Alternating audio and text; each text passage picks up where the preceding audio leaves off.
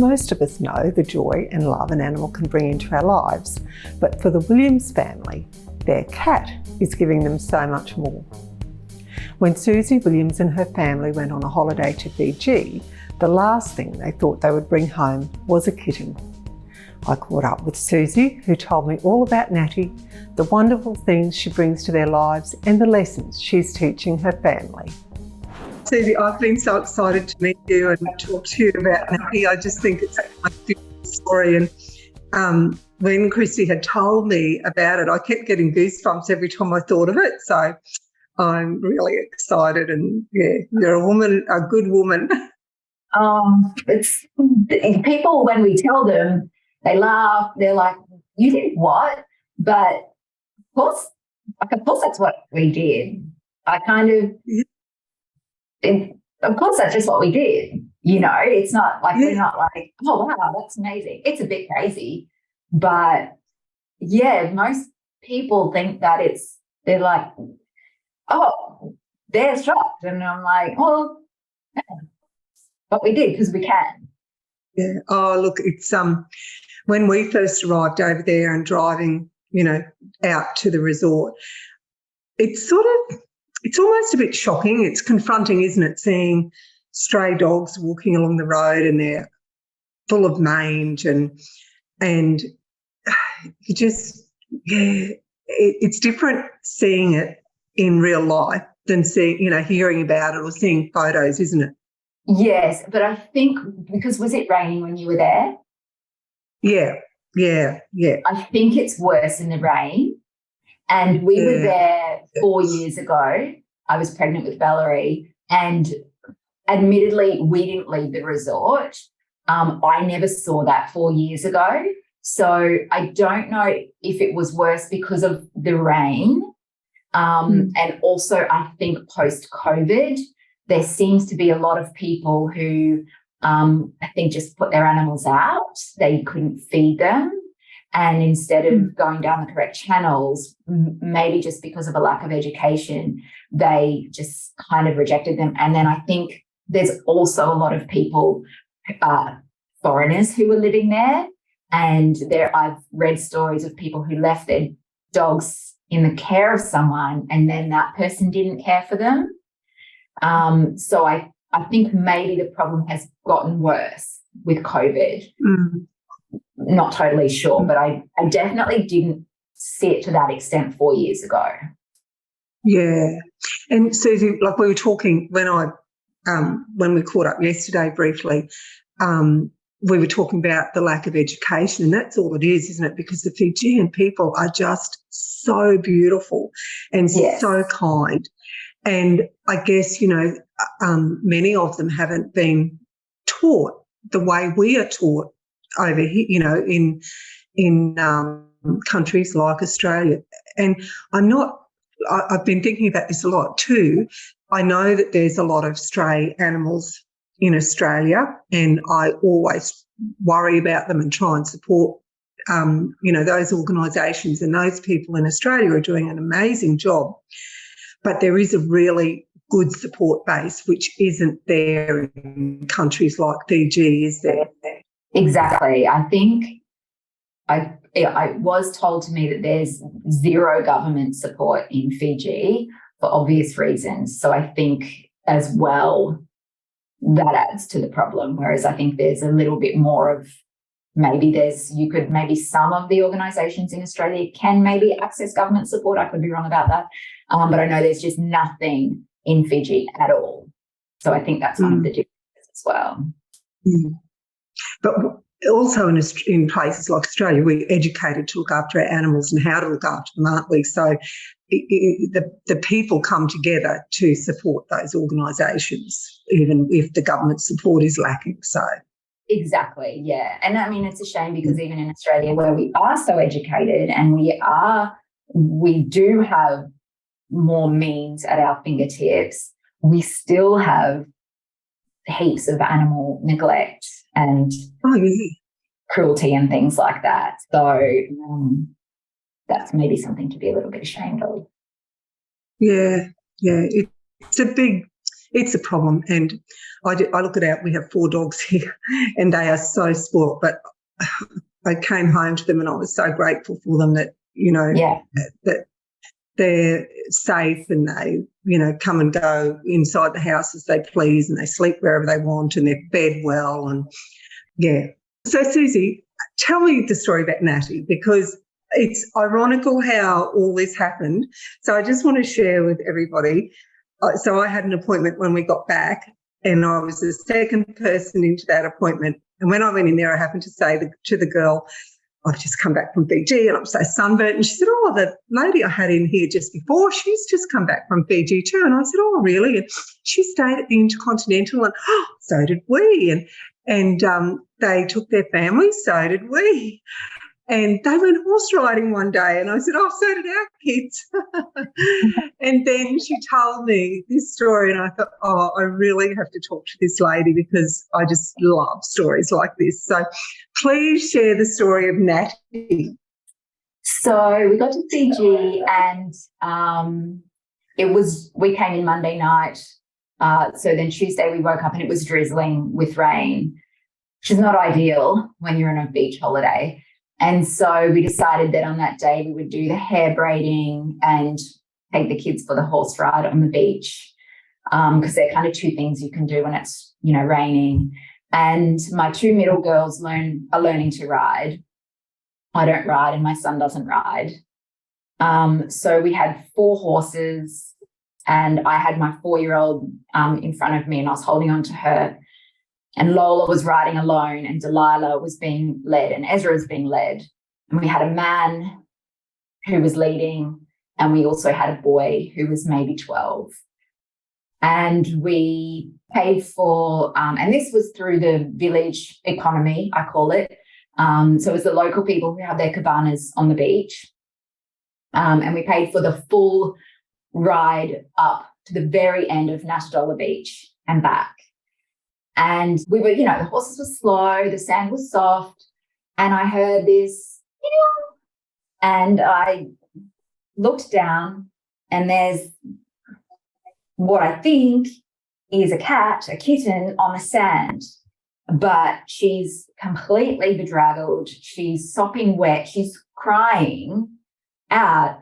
I now know cats, we also have a cat, but I now know cats cry to humans. They don't cry to each other. The vet in Fiji taught me that. So I screamed when I saw her because the horse nearly trod on her and they stopped. And then I screamed, there's a cat. And, he kind of looked at me, the boy, the 12-year-old kind of looked at me like I was crazy. And then the man said something to him and he picked her up and he pretended to throw her into the ocean, like he kind of went like that. And I screamed and he looked at me like I was crazy. And I said, I don't know what I screamed at him. But anyway, the man said something to him. And so he kind of walked up to the top of the beach above the high tide line and he kind of threw her under a palm tree and we resumed. And I'm on this horse, my own horse ride, and I'm holding on to my 4-year-old and it's raining and I'm like, was that a cat? Was that some kind of a mutant cat because it looked like it had no hair? And why would there be a cat on the beach in Fiji? And I'm not in Australia, and what am I going to do? And what if I take it back to the hotel? I'm staying in a hotel and it seems so tiny. What will it drink? It probably needs its mother's milk, and I don't think I can get that special kitten milk. And what do I get? Where do I get the kitty litter? And was it that even a cat? And oh my God, how do I get off this horse? And what do I do? What do I do? And I'm looking at my son, and he's just like wide-eyed looking at me. And my husband was ocean swimming laps. And so then I'm like looking back at him, and he came out and he came over and he said, "What's wrong?" And I said, I think it's a kitten. And she was on the beach, and I said, she's back there. I know it's crazy, but please can you just go and have a look? And he said, "Yeah, where is she?" And we've gotten quite a way now. And I said, where those kids are swimming, that palm tree, it's okay. That palm tree, I think she's under there. And he said, yeah, I'll go back. And anyway, we get off the horses and then we're just kind of lingering there at the cabanas. And then my husband is coming back up the beach, and I know that he only had his red like pool boy thing. Then I can see something blue under his arm. And I'm thinking, geez, he has that cat. That was it was, and he has it. And the kids are saying, Mama, he's got the cat. And they ran down and he's got her wrapped in a shirt that, although there were lots of clothes and things on the beach, a boy, when he got to where the children were swimming, a boy had asked him kind of what he wanted, and he said, I'm looking for the cat. And he set up under that tree and then followed him up, and he gave my husband his shirt, although wet, to wrap it in. And so there's this tiny little white face, looks half dead. And he's like, I got it. And I'm like, oh my God. And I'm like, it's a kitten. She's like, she was so tiny. And so we took her, and some of the first people in the first cabana, the cabana economy is very funny. I don't know if you know, but they have this whole, whoever gets you first you are their client for your whole stay, right? They've got it all worked out. And the first cabana had us for the hair braiding. And then when we got to cabana number 4 later, the lady said, I braided your hair when you were here pregnant with that baby, right? And I'm going, oh, really? Did you? And she goes, yeah, you're wearing an orange dress. And I'm like, well, I did have an orange beach dress. She pulls out a photo of Delilah and I from 4 years ago that I didn't even know was taken, and she uses it on her Facebook, right, to advertise her hair braiding. So now we're even though these people braided our hair this morning, we now belong to these people because they had us from 4 years ago. So it's hilarious. So the first cabana, I said, there's a cat on the beach, and do you have something dry we can wrap it in? And she went to the car and got her baby's shirt, and they put it, over Natty. And so now her little head is poking out of this shirt, and she's wrapped up warm, and we dried her off, and she had fleas. And one of my other thoughts on the horse had been, do they even have animal shelters in Fiji? Anyway, so now we've got her, and she's drying, and the kids are taking turns at holding her, and she's falling asleep. And I'm like, this cat is not feral. And she weighed 500 grams. She was tiny. She was so tiny. She had these big ears, not the best looking cat. And and I'm Googling, and it's kind of 3:30 in the afternoon, and I find an animal shelter, and I call, first mind blown, there's animal shelters in Fiji. And I call them, and they said, we are full. We're so sorry, we're full. And I'm thinking, okay. So I called the next one, which actually I thought was a vet. It turns out it was the vet with the animal shelter attached. And they said, well, we're full too, but if you don't have anywhere to take her, you can bring her. We close at 5. So the great village economy, as I call it, springs into action and gets me a taxi, which was this crazy pimped, car, someone's car, Levy's car, I now know. We negotiated a price, and I took Delilah, and it was an hour into Nandi, as you know. And by the time we got the taxi, we're leaving, it's like 5 minutes to 4, and I know they're shutting at 5, and it takes an hour, and I'm watching my phone to see how long the journey is, how long left. And I'm saying to Levy, you will get us there by 5. And he said yes. And anyway, we got there, and with, 5 minutes to spare, and walked in, and he came into Levy, our Fijian man, the taxi driver. He came into, and so Delilah's got Natty, and it's bustling with people, just the nicest people in there. And I said, I phoned, and, we've got this kitten, and we found her on the beach, and the most beautiful boy. And he said, oh, are you surrendering her? And I'm like, I'm not surrendering anything in my head, right? But I kind of have to because I don't live here, but I kind of I'm not surrendering. I said, and then Casey Quimby came out, who is not a vet, but she started all these not-for-profit vets, and she has the one animal shelter. And I said, and Delilah, my daughter, is saying, can we keep her? Oh, Mum, can we keep her? And she's purring in the taxi, And I said, I don't know. Anyway, so I said, I don't know about surrendering. And I turned to Casey and I said, it would be pretty hard to take an animal back to Australia, right? And she said, no, it's not hard at all. It's really easy. And and I look at Delilah and I said, oh, but it would be really expensive, right? And she's like, it's like 2,500 Australian. In my head, I'm going to convince my husband this is a good idea. And then I said, okay, well, I can't confirm. I have to talk to my husband.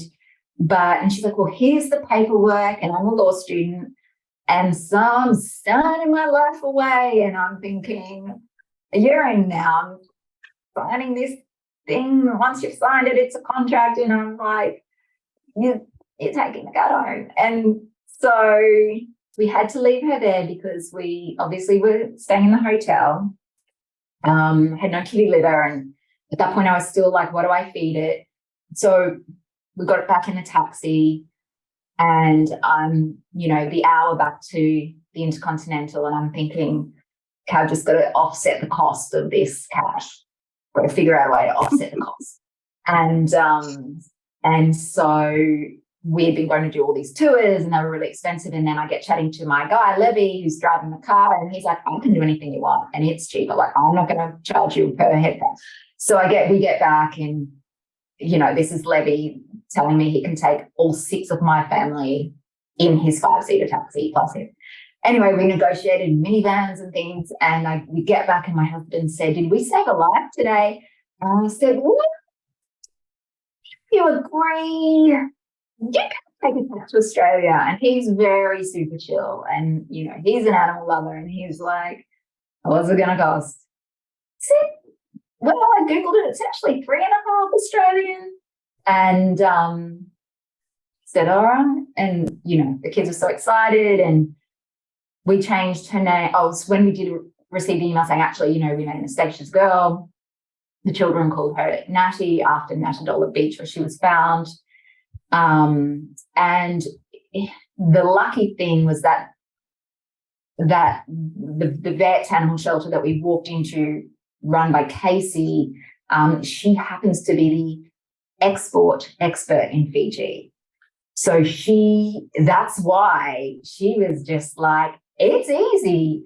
And so, I said, yes, we will take her home. And so she's just running a well-oiled machine. And so she just had everything in an email, and these are the costs laid out. This is, you go to this website, you click on this, you do this, So, yeah, that's how it came to be. What I'm thinking as you're telling me this story and how easy it is, I think Barry, my husband, is probably very lucky I didn't meet you and hear all about this before our trip to Fiji, because we might have come back with a few dogs. Exactly. And, look, people do it because people do it. Like, we're not the only ones. Tourists do it. So, Susie, how easy is it? Like, what's the process? Because you don't quite have her yet. We don't have her yet. So what happened was on the Australian government made changes to legislation, which meant that there's an added level of paperwork required to bring an animal from some countries. And that's a biosecurity thing. I'm all for it because, we live on a beautiful island. So whereas I think there were a couple of things. So whereas her permit probably would already be approved, because this legislation is so new, it doesn't technically come into effect until the 1st of March, but it affects everyone in the system because she wouldn't be in by the 1st of March. She'd still be in quarantine. So it affected us. That did slow things down. So once again, Casey Quimby in Natty was so amazing when I flagged this change, because we were kind of, I think, one of the first ones of, well, I guess we were the first one of her clients to come up against it. She just sprang into action, and it required this certificate from the government-approved vet over there, which she got it. So that slowed us down. And then quarantine, I understand, is booked now until the end of April. So I spoke to the Department of Agriculture yesterday, and we have everything, all of the correct paperwork now with this added level in. They just need to officially approve it, and then she gets booked into quarantine, and then she comes. So in terms of it being so easy, you just follow the bouncing ball. You have to get this before you can book the quarantine. They have to be, obviously desexed and checked for rabies and things like this. So it's all just ticking boxes, and it's not being stressful. And I guess having someone like Casey on your side, or, that has your back over there, who can keep the wheels in motion, and like you said, she must be like a well-oiled machine. Where do they quarantine, Susie? Are they able to quarantine at the shelter, or do they have to go to a special facility? No, so they have to go to, we only have one quarantine facility in Australia, and it's in Melbourne. Yes, so she has to fly to Melbourne, and then she has to fly to Brisbane. And she has to be in quarantine for 10 days. Right.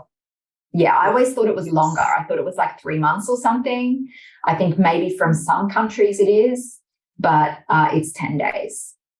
Mm-hmm. So where is she now in Fiji? So she's currently still at the shelter. She got desexed, and then she went to live, they've got an Australian vet nurse there, and she went to live at her place with her 2 cats until she could be put on the flight. So I don't actually know if she's still at the vet nurse's house, or if she's come back to the shelter, because they'll send me photos and things like that. She's very affectionate. She's the funniest looking cat you've ever seen, but she's very affectionate. So she's, going between those 2 places. Yeah. And so you talked about the ripple effect and what she's taught you and taught your kids. So could you just share a little bit about the experience of saving her? Yeah, so it became very obvious very quickly to my children the level of, I guess, animal neglect. So that was the first thing, that awareness of those situations in other countries. And we talked about the possible reasons for that, poverty and lack of education and those sorts of things. And my husband and I had also talked about the fact that this is, costing us a few $1,000s, and that would it be a greater good to give that money to the shelter, right? Because let's just say in the end it will turn out to be $4,000. That $4,000 could probably go a long way there. So that's not lost on us. We sort of thought about, is it selfish to just pick this one very lucky kitten, she'll be a cat by the time she gets here, pluck her out and bring her here? Is that self-absorbed? And it turns out it's not, because, well, firstly, Casey, as soon as I walked in there and I said, I don't know if I'm surrendering, that was her mission. You can take her back. It's not that expensive. I think it was, if one can go, that's great. But the ripple effect is that my eldest daughter, Lola, runs a dog hotel from our house. And so she created flyers and, we have a fully fenced yard and everything, and these dogs come and stay the night. And she charges $10 a night, and they sleep on her bed. One of them's a Kelpie.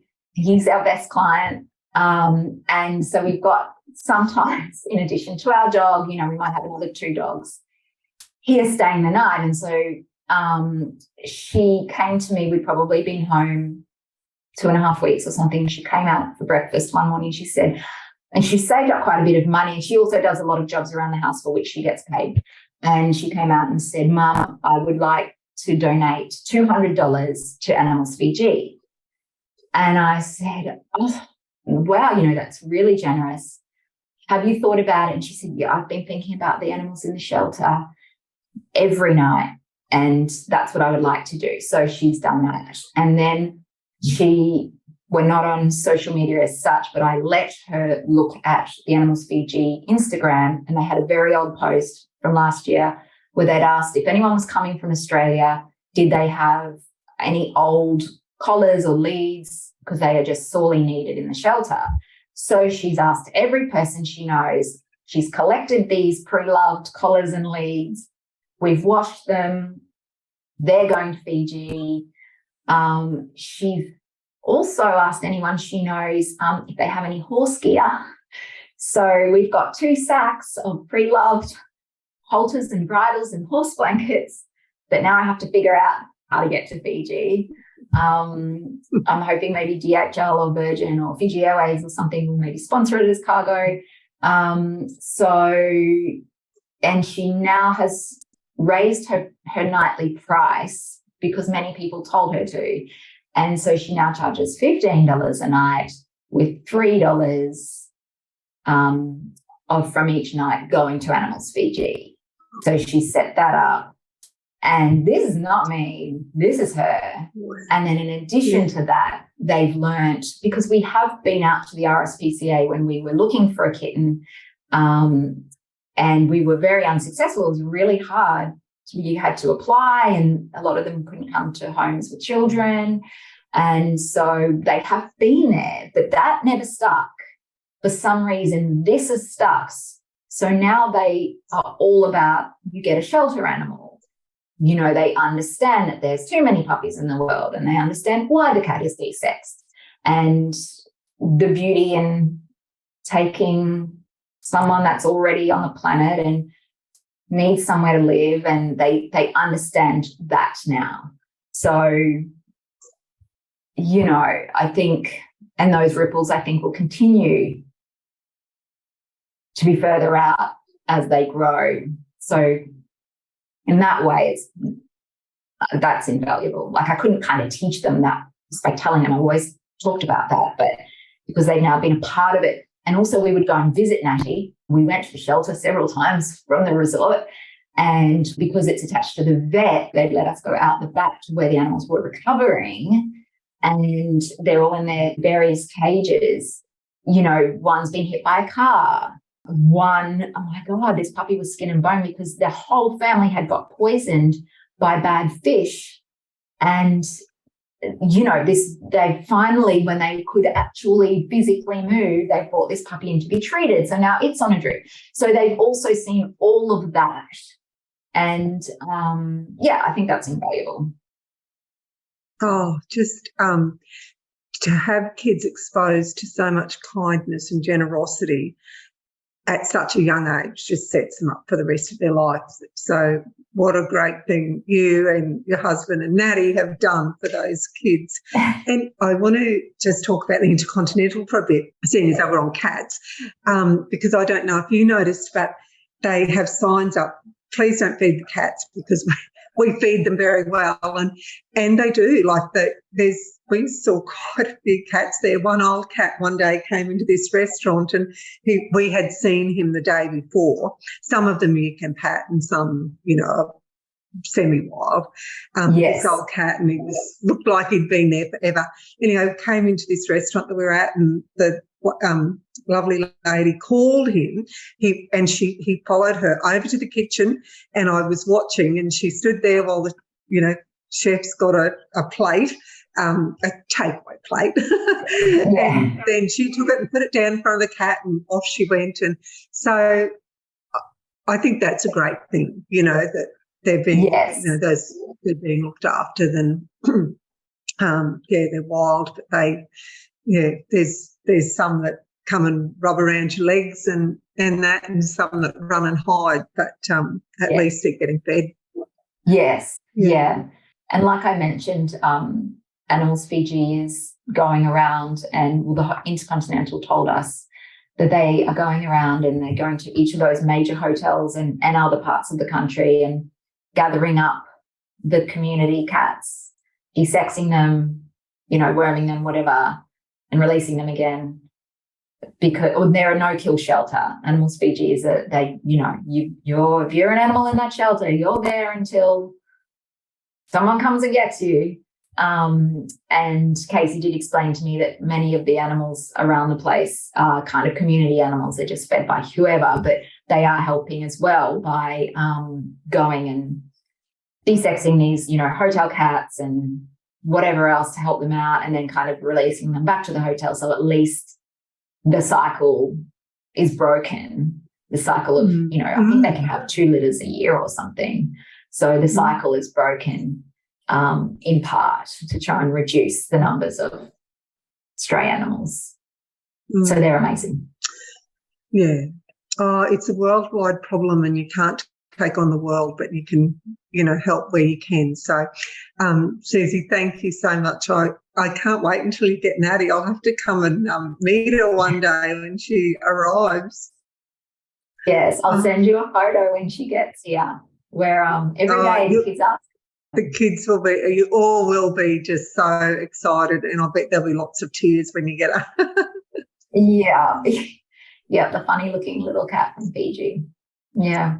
Yeah. Oh, it's such a lovely story. And thank you, Susie, for taking the time to chat. And I think it's well worthwhile. And I'll have to try to catch up with Casey now and hear all about her shelter and what the good work that she does over there, and maybe work out some ways that we can help. Yes, yeah. I think if you look on their Instagram page, they're trying to raise funds, I saw, for this bus so that they can convert this bus and travel around and educate and desex and things like that. So perhaps that would be one way. But, yeah, it would be definitely worth talking to her. Yeah. No. Oh, so it's what's the shelter? So her organisation, her not-for-profit, is Animals Fiji. I've been on their website, but I haven't been on their Insta, so I'll go onto their Instagram and follow them. Yeah. Thank you so much, Susie. Yeah. Thank you. It's so good to talk to you.